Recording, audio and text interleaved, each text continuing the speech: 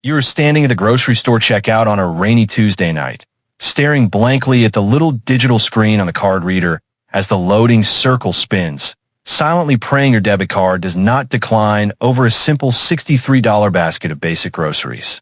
You check your mobile banking app just 10 minutes ago in the cold parking lot and saw you had exactly $80 left to last until payday on Friday, so you thought you were perfectly safe to buy dinner. But right as the receipt finally prints, your phone violently vibrates in your pocket with an automated push notification that makes your stomach instantly drop into your shoes. You just got hit with a $35 overdraft fee, pushing your checking account into the negative for absolutely no logical reason whatsoever.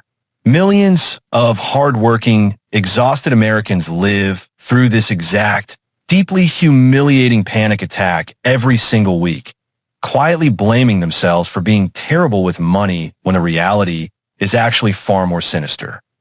This is not a budgeting failure on your part, nor is it a sign that you are living beyond your means, but rather a meticulously engineered financial trap designed by the brightest mathematical minds on Wall Street to silently siphon your last remaining dollars.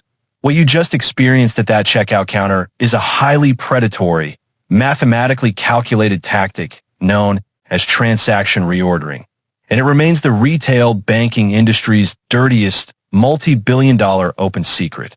For decades, we were all spoon-fed the comforting lie that overdraft protection was merely a polite courtesy, a helpful safety net designed to save us from the public embarrassment of a decline card at the gas station or the local pharmacy.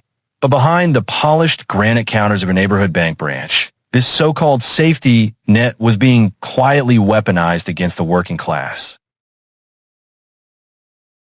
In the year 2023 alone, American banks raked in a staggering $8 billion in overdraft and non-sufficient funds fees from everyday people. Here is the truly sickening part about that massive mountain of corporate profit.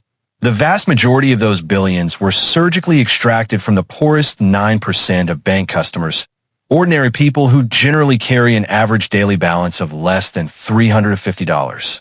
You are quite literally being aggressively penalized for not having enough money, heavily taxed by the exact same institutions that you trust to hold your money.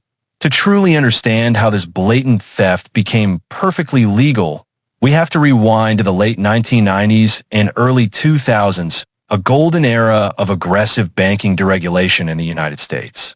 Following sweeping legislative changes like the infamous Gramm-Leach-Bliley Act, which tore down the walls between commercial and investment banking, massive financial conglomerates realized that traditional lending was no longer their only major cash cow. They brought in high-priced corporate consultants to figure out how to squeeze more juice from everyday, working-class checking accounts.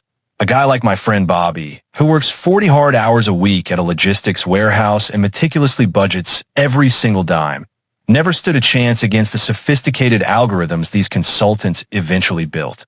The banks quietly changed their internal processing rules overnight. Instead of clearing your daily purchases chronologically in the exact order you actually made them, their mainframe computers were deliberately programmed to hold all of your daily transactions in a pending state and then process the largest dollar amounts first. So if your rent check hits the system on the exact same day you bought a cheap coffee, a turkey sandwich, and a gallon of milk, the bank clears the massive rent check first to deliberately zero out your available balance. This triggers not one, but 3 separate $35 overdraft fees for those tiny, everyday purchases.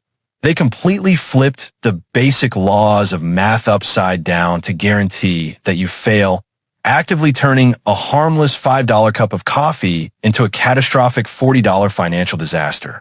And the absolute craziest thing is that almost all Americans signed a piece of paper legally agreeing to let the bank do this to them without ever realizing it.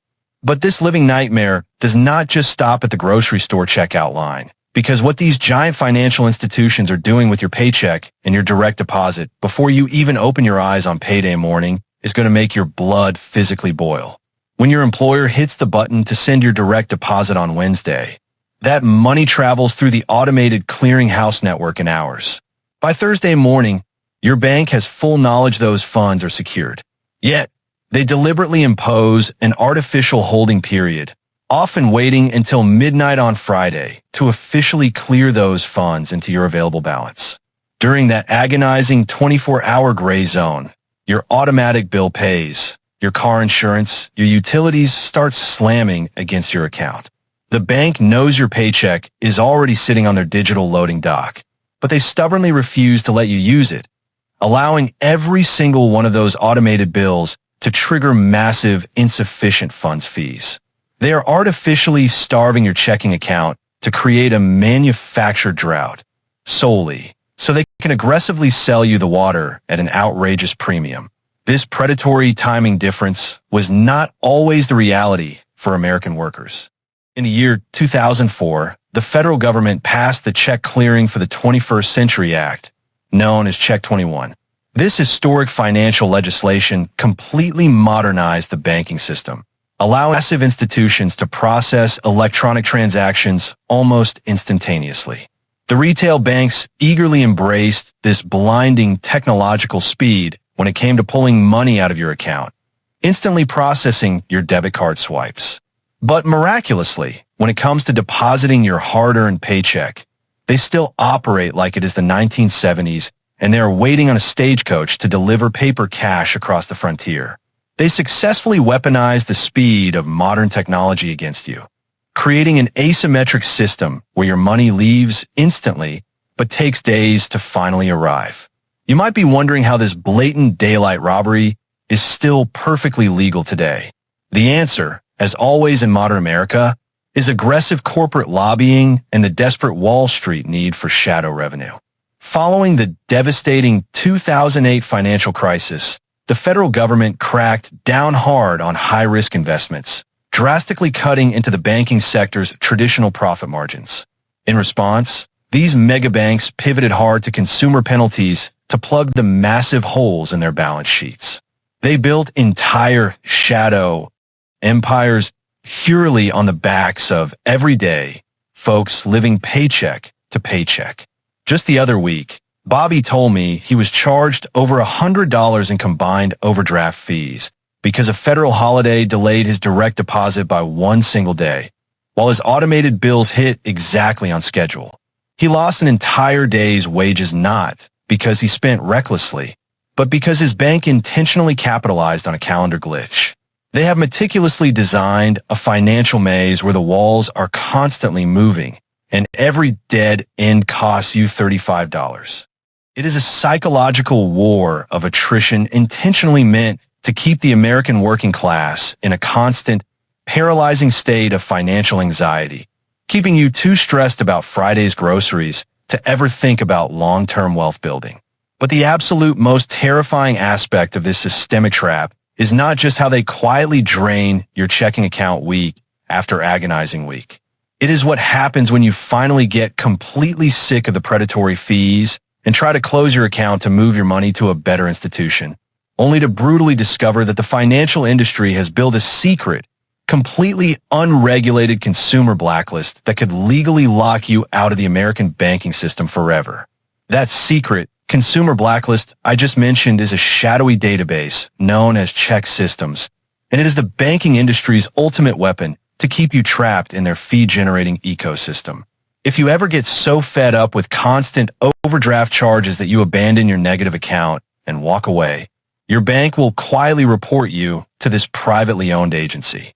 Suddenly, you become radioactive to the entire financial world, essentially excommunicated from modern society, because over 80% of all retail banks in America rely on this exact system to screen new customers.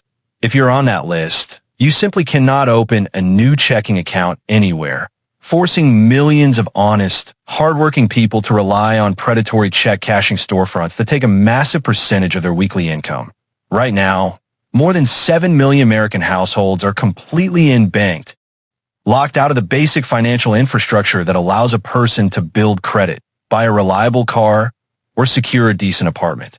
But you do not have to be a helpless victim in this rigged casino anymore, because there are powerful, perfectly legal ways to starve these megabanks of their favorite revenue stream and take your financial power back today. The very first action you must take after watching this is to log into your online banking portal or march directly into your local branch and legally revoke your consent for overdraft protection. The banks intentionally named it protection to trick you into thinking it was a safety shield, but by federal law, you have the absolute right to opt out entirely. Yes, your debit card might occasionally decline at the grocery store if you miscalculate your balance, but that momentary flush of embarrassment is better than paying $40 for a loaf of bread and spiraling into a catastrophic debt cycle. Next, you need to sever ties with these massive corporate banking conglomerates and move your direct deposit to a local credit union. We need to look back at the Federal Credit Union Act of 1934, signed into law during the darkest, most desperate days of the Great Depression. This historic legislation was specifically designed to create a cooperative, not-for-profit financial system owned entirely by the working-class members themselves, rather than wealthy Wall Street shareholders demanding infinite quarterly profit growth. Because credit unions do not answer to greedy corporate investors, they physically cannot weaponize your checking account against you.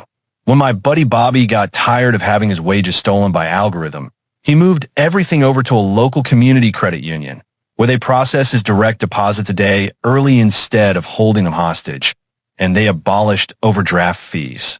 You have to realize that your money is the lifeblood of their corporate operation, and every single day you leave it sitting in an abusive megabank checking account.